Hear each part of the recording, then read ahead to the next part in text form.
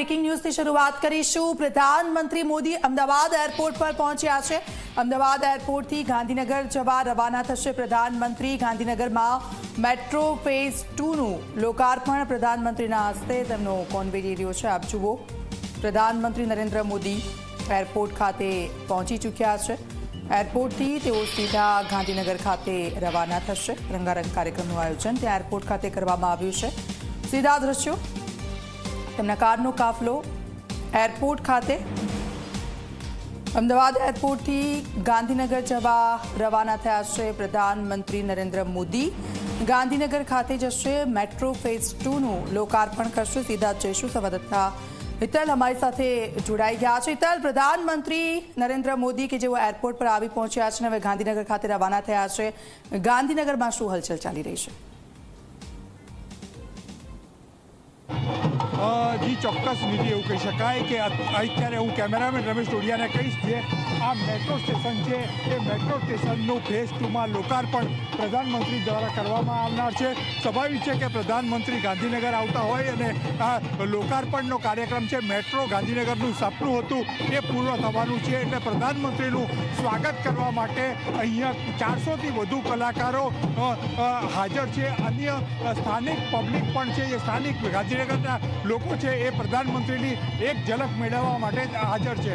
સ્વાભાવિક છે કે અત્યારે જે આપ સ્ટેજ ઉપર નૃત્ય જોઈ રહ્યા છો એ ક્યાંક ને ક્યાંક ટ્રાઇબલ નૃત્ય છે, ડાંગી નૃત્ય કરવામાં આવી રહ્યું છે। બીજી બાજુ બીજો સ્ટેજ છે એ જગ્યાએ રાસ ગરબાની રમઝટ બોલાવવામાં આવે છે, એટલે અહીંયા પ્રધાનમંત્રીને આવકારવા માટેનો સંપૂર્ણ માહોલ એ છે। અને સ્વાભાવિક છે કે પ્રધાનમંત્રીને આવકારવા માટે તિરંગા સાથે અહીંયા લોકો તૈયાર છે।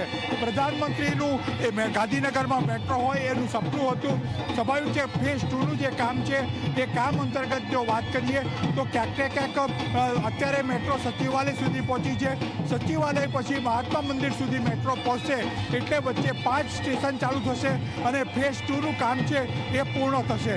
આ પ્રકારની અત્યારે જે સીધો રસ્તો છે એ જ રસ્તા પરથી પ્રધાનમંત્રીનો કાફલો સીધી રીતે મહાત્મા મંદિર રેલવે સ્ટેશન પહોંચશે।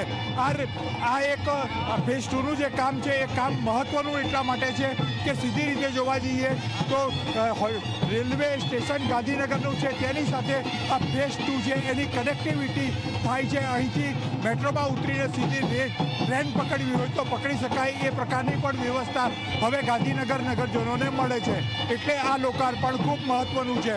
બીજી અત્યારે જે માહોલ છે એ માહોલને વિશે જોવા જઈએ તો તમામ જગ્યાએ ક્યાંક ને ક્યાંક રાસ ગરબા અને અન્ય જે રમઝટ છે એ અત્યારે બોલાવવામાં આવી રહી છે, અને એ જ દ્રશ્યો અત્યારે સીધી રીતે આપ અહીંથી જોઈ રહ્યા છો। જી હિતલ, મેટ્રો ફેઝ 2નું લોકાર્પણ કર્યા બાદ પ્રધાનમંત્રીનો કયા પ્રકારનો કાર્યક્રમ રહેશે?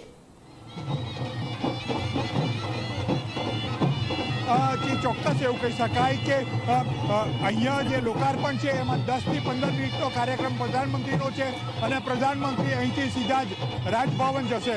સ્વાભાવિક છે કે રાજભવનમાં અનેક મિટિંગો પણ થવાની છે, સાથે સાથે જે પ્રકારે આવતીકાલે મહાત્મા મંદિરમાં જર્મનીના વાઇસ ચાન્સલર જે જર્મનીના ચાન્સલર છે તેમની સાથેની બેઠકોનો દ્વિપક્ષી દોર છે, એટલે ક્યાંક ને ક્યાંક ઉચ્ચ અધિકારીઓ સાથે રાજભવનમાં બેઠકો થશે। ગુજરાતની રાજનીતિને લઈને પણ બેઠકો થાય તેવી શક્યતાઓ છે, અને સાથે ગુજરાતના આગામી દિવસોના જે માળખાગત સુવિધાઓ છે, જે પ્રોજેક્ટો છે કેન્દ્ર સરકાર સાથે જોડાયેલા છે, એ પ્રોજેક્ટો સંદર્ભે પણ પ્રધાનમંત્રી બેઠકો કરશે। જે નિધિ, બિલકુલ હિતલ, આપની પાસેથી અપડેટ્સ લેતા રહીશું। તો આપ જુઓ, મેટ્રો ફેઝ 2નું જે કામ છે અને ત્યાં પ્રધાનમંત્રી લોકાર્પણ કરવાના છે। એક સપનું જોયું હતું, સપનું જોવો અને પોતાની આંખની સામે સપનું પૂરું થતા જોવો એ સૌથી સૌભાગ્યની વાત હોય, અને ગાંધીનગરના લોકોને તેનો સીધો લાભ મળશે।